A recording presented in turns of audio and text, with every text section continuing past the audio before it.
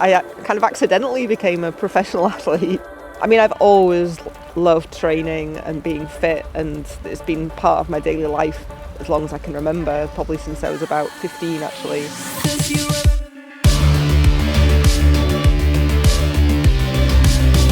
And then I went to a stage when I was working in an office as a geologist where I definitely wasn't an athlete. Like, I think I got a bit less fit and put weight on, and you sat at a desk for 8 or 10 hours a day, and I was miserable. And I remember coming home every night and just being really upset about this life that I was living and feeling kind of like my life was over, but I was still only about 30. And I remember just having this really strong feeling that I needed to use my body and make the most of everything I could do while I still could, because I kind of thought, I don't know how long my shoulders will support me for through this journey of being in a wheelchair and doing things. So I just, took this brave move to leave. And then 2008 saw the Beijing Paralympics, and whilst watching the screen, thought, wow, the next Paralympics is in London. Hand cycling had become a fairly recent sport in terms of the Paralympic world, and it's one thing that I knew I loved to do. I rode my bike every day already. So that was it. Suddenly, little did I know that life was going to change for about 15 years from there forward. I cycled every day on a hand bike just to keep fit, and because it went every day, I thought I was probably quite strong compared to most people.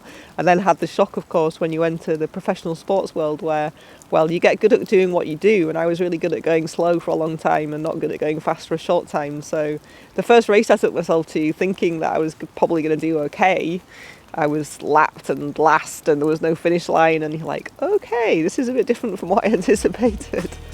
So that began a whole journey of learning about how to train properly. Really, the day-to-day is just consistency, commitment, not listening to excuses from yourself, not allowing excuses. If we just take the concept of stress, I think people generally think it's a bad thing, and we live in this world where everyone thinks we should be comfortable and not push ourselves and why don't you just take a rest today and all that kind of stuff. But actually, stress is really good for us.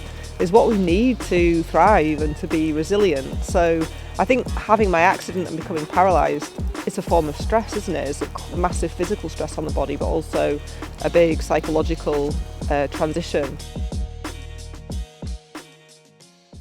So I think if we can have stress and somehow navigate it without kind of exaggerating it beyond, psychologically turning the dial up on it so it's just unbearable, then actually it's a really good thing for us. It does make us stronger in all respects. And I think that transfers into the adventure world. So many people ask me when they've seen me, cycling across the Himalayas and camping in cold, snowy places, like, why would you do that? Like, why on earth would you leave the comfort of your home to do that? But for me, there's a huge richness in it, in a way that's hard to explain. The body loves it. It's like being in nature, getting cold, coming back into the warm, all those kinds of changes, and what we are exposed to through adventure is, I think, really good for us. Okay.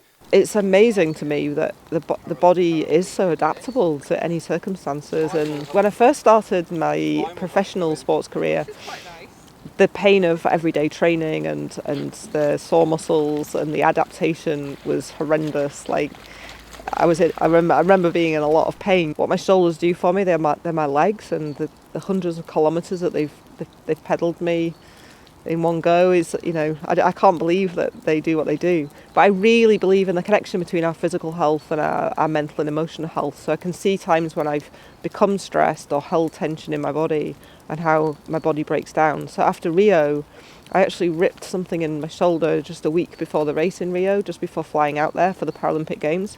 So I couldn't even push my wheelchair off the bus going into the Paralympic Village. I don't know how I managed to. I spent the week in the medical centre, just like ice and tape and ibuprofen, just hoping my shoulder would allow me to race. And when I got back, I couldn't even put the wheels on and off my wheelchair. I couldn't push myself anywhere. I couldn't get out of my car. I was looking at shoulder surgery. And you just think, you suddenly can see, your life kind of ending and the independence disappearing. And then I went to the Hebrides and just lay around in nature for a while and took the stress off. And then I went on a journey through Patagonia with some fellow some teammates from the Paralympics, and we just lived in nature and tents and just had fun being outdoors and that deep connection with nature.